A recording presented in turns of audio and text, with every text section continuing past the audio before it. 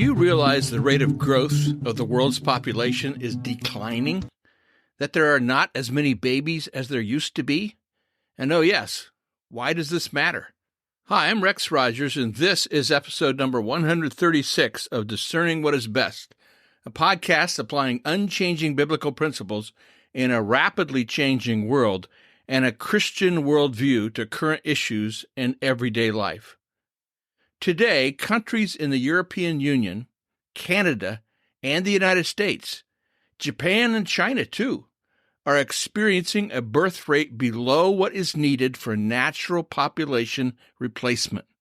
For example, the U.S. fertility rate is 1.78. That's the average number of children born to a woman over her reproductive lifetime, while the needed replacement rate is 2.08. If nothing changed in this trend, in a matter of decades, the U.S. population would shrink out of existence.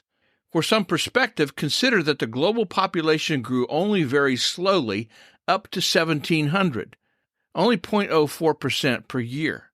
In the many millennia up to that point in history, very high mortality of children counteracted high fertility.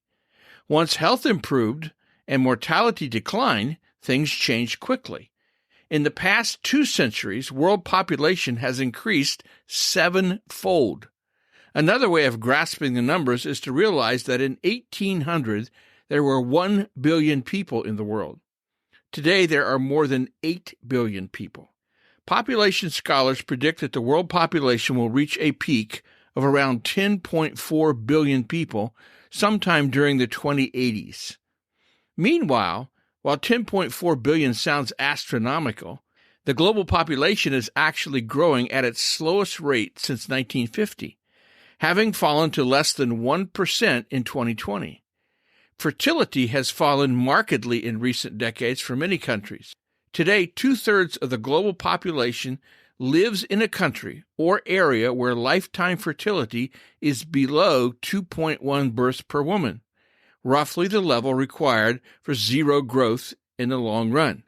In 61 countries or areas, the population is expected to decrease by at least 1% over the next 3 decades, as a result of sustained low levels of fertility and, in some cases, elevated levels of emigration. More than half of the projected increase in the global population up to 2050 will be concentrated in just 8 countries, most in sub-Saharan Africa: the Democratic Republic of the Congo, Egypt, Ethiopia, Nigeria, the United Republic of Tanzania, and then in the Far East, India, Pakistan, and the Philippines. Meanwhile, the world should expect to see far more gray hairs by 2050.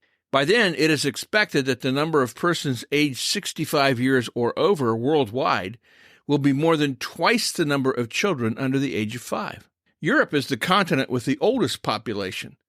This is creating problems already for health care and pensions.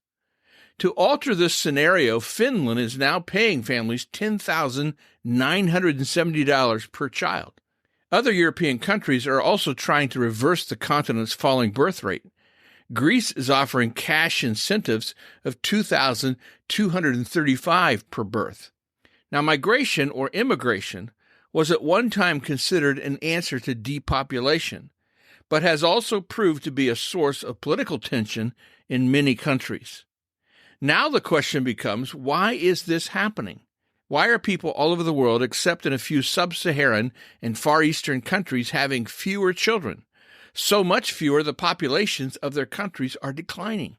Why, after centuries of slow growth, and then 2 centuries of astounding growth, are families across the globe having fewer children? A few proximate causes come to mind. 1, greater availability of birth control, the pill, various contraceptives, chemical, IUD, and other means. Number 2, abortion on demand. Number 3, disease. 4, famine. 5, war, and other natural causes. While these variables may act as proximate causes of depopulation, none of these variables are really global.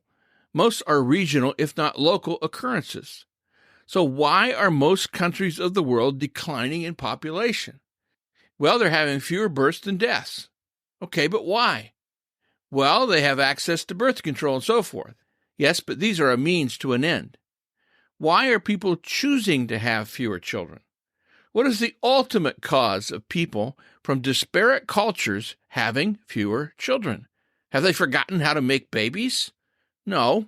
The root cause for families choosing to have fewer children is that they now look upon children, family, responsibility, sacrifice, and the idea of progeny much different than they did in the past.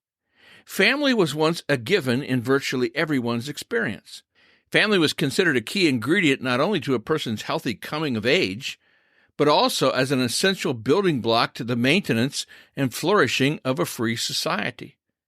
One basis for the well-being of given families, and a primary reason that families were considered indispensable for strong and healthy societies, is because religion, certainly Christianity, blessed and provided values necessary for family function, meaning, and efficacy.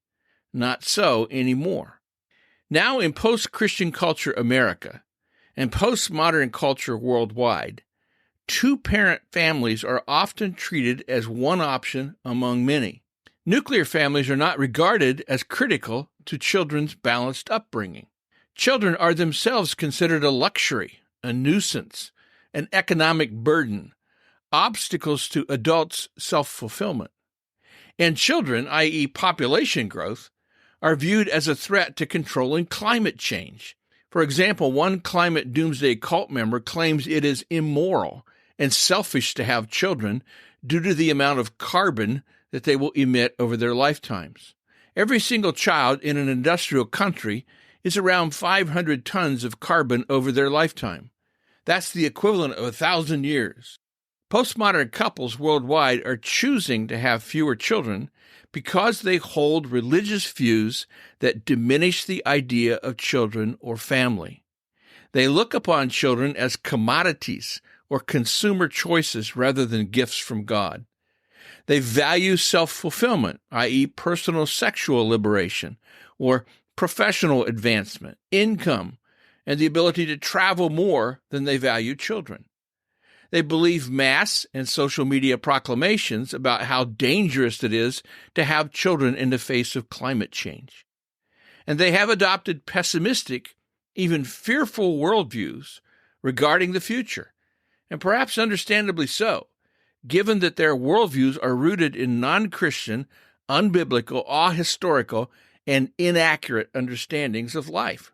Meanwhile, population reduction is promoted by globalist elites, who, by the way, also promote culture of death ideas like euthanasia, now being referred to by the acronym MAID, or Medical Assistance in Dying, a philosophy and a policy for which Canada is way out in front of the USA. At the genesis of the earth, time, and humanity, God created human beings, male and female, commanded them to be fruitful and multiply, and then reinforced the idea of family and children in other passages throughout the Scripture. Now, this does not mean that couples who choose not to have children or to have fewer children for a variety of reasons, including circumstances or health and more, are somehow ipso facto out of the will of God, or in some way second-class citizens in God's eyes. The commandments in Genesis chapter 1 were made for all of humanity and its well-being, not a detailed plan for every person. Societies that try to play God, as the Chinese did with their one-child policy, now reversed, will find that they are not very good at being God. Children, youth, young adults are needed not only to perpetuate humanity, but to provide energy, innovativeness, work and productivity, strength and protection, care for children and the elderly, optimism, and hope. Well, we'll see you again soon.